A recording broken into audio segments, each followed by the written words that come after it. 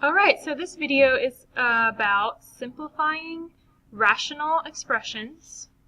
So the word rational has the word ratio in it, which means we're dealing with these things that are a ratio of two things.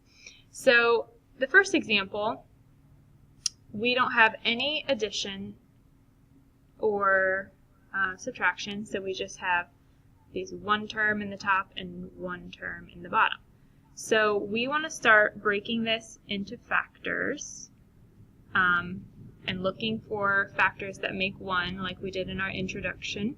So when I'm looking at 12 and 20, I'm strategically thinking about what number divides 12 and 20. And I'm thinking of 4. So if I rewrite this and expand it out, I can rewrite 12 as 4 times 3. And then I still have times x times y times y times y, because I have 3 powers of y. And in the denominator, if I expand 20 into 4 times 5, and then expand these powers, so x to the 4th would be x multiplied by itself 4 times, and y squared is y times y. It's a little longer. Then I notice I have 4 over 4, which if I have 4 and I'm dividing it by 4 here, that's like 4 over 4 is 1. So like we talked about in our introduction, I can cross this out and make a 1. And then when I'm multiplying by 1, I'm not changing anything, so I might as well just cross those out.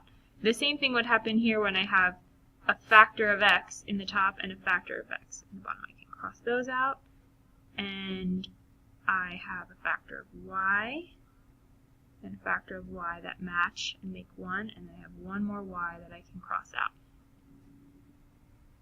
which leaves me with my remaining factors in the top as only 3 and y, and my remaining factors in the bottom are a 5 and 3 factors of x, so 5x cubed. And nothing more can be simplified. So we're just going to quickly summarize the skills that we used on each example. So here we expanded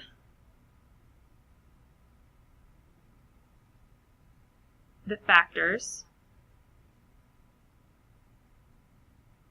which is a good strategy, and then we crossed out the ones.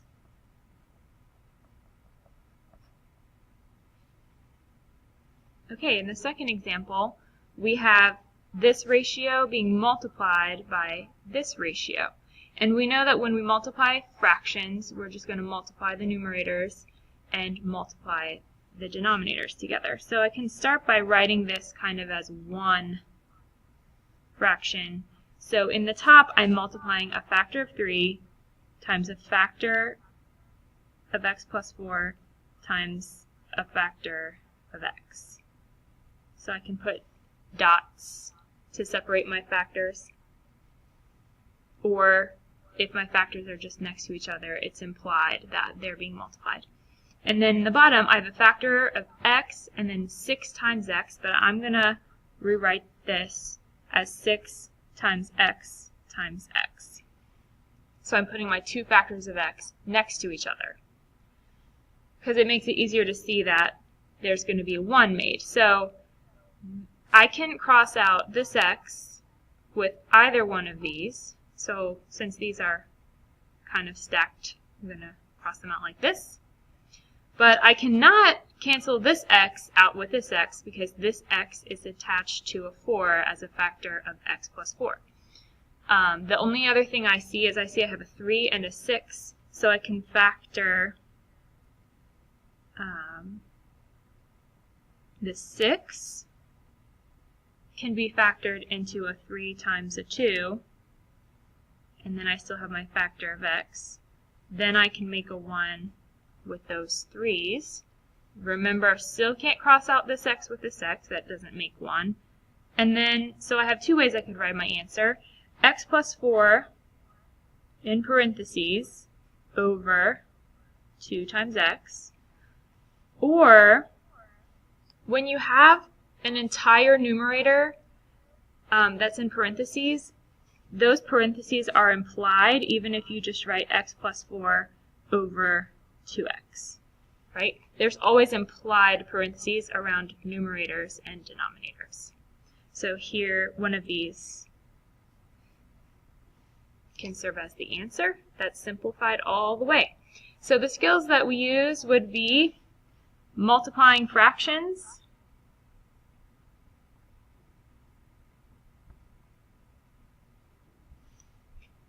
and crossing out ones.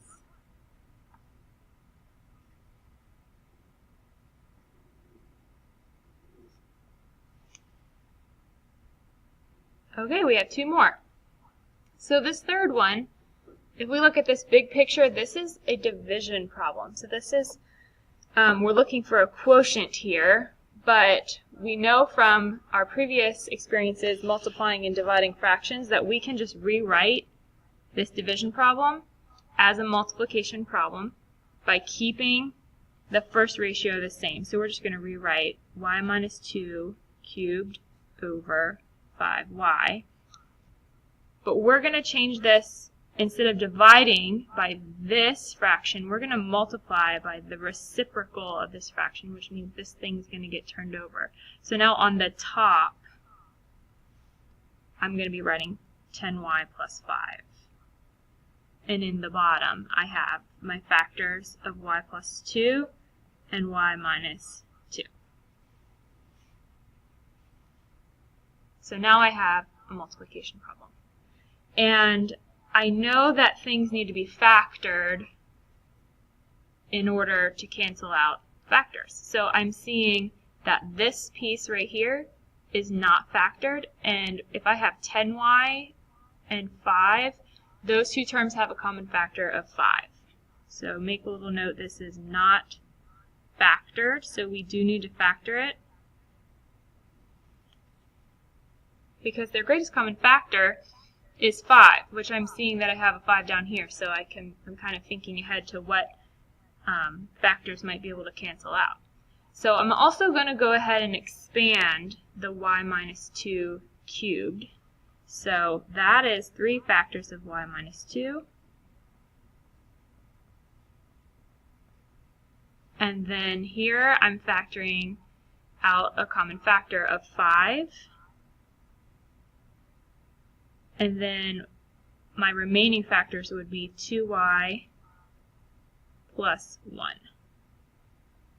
Make sure it's like undistributing, so make sure if you multiply this 5 back in that you would get 10y, and then 5 times 1 is your 5. And then in my denominator, I have the factors 5 times y. Sometimes it's helpful to separate all the factors with dots, times y plus 2 times y minus 2. Now everything is factored, and I can cross out this y minus 2 with this y minus 2. And I can cancel out this 5 with this 5. And then I'm scanning for other factors that match in the top and bottom. So I'm not seeing any. So I'm going to rewrite for my final answer, since I have 2 leftover factors of y minus 2, I'm going to write that as y minus 2 squared. And then I have 2y plus 1 still in the numerator. In the denominator, you see a y, a factor of y is left, and a factor of y plus 2 is left. So even though we canceled out some of the things are just going to remain like that. We can't factor those anymore.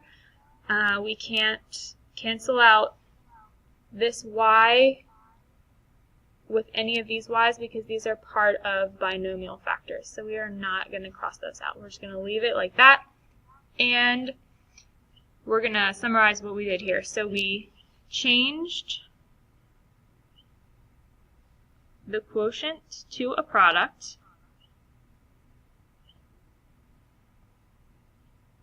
quotient means a division problem. So we change that to a product, which is a multiplication. And we factor to GCF.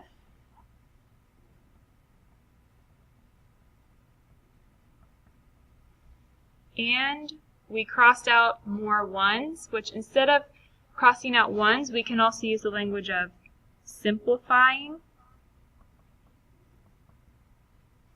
or reducing, which is the same thing as, in quotes, crossing out ones. Awesome.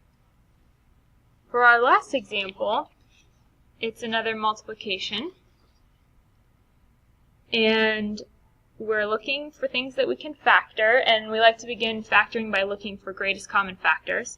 So we sort of have four parts here. We have these numerators and these denominators. So I see a GCF in 12x and 18 of 6. So I can factor that by bringing out a 6. And then 6 times 2x would be 12x. And then a minus 3, so that 6 times 3 would give us 18. Kind of going to start setting up for some factoring here that needs to be done. There's one more piece that has a GCF, and that's this part down here. 3, 9, and 12 are all divisible by 3. So if I pull the 3 out, then I have x squared minus 3x minus 4. Make sure that everything multiplies back together to give you the 3x squared minus 9x minus 12. Okay, so then I'm noticing this piece and this piece are quadratics that we can factor by using our quadratic factoring pattern. So let's start with this one right here. So I'm looking for what would multiply to negative 15 and add to negative 2. Pause the video if you want to do this factoring by yourself at your own pace. So that would be a negative 5 and a positive 3. So when I go to my generic rectangle, I have x squared, first term, last term negative 15, and my split is negative 5x and 3x. And here's something to remember.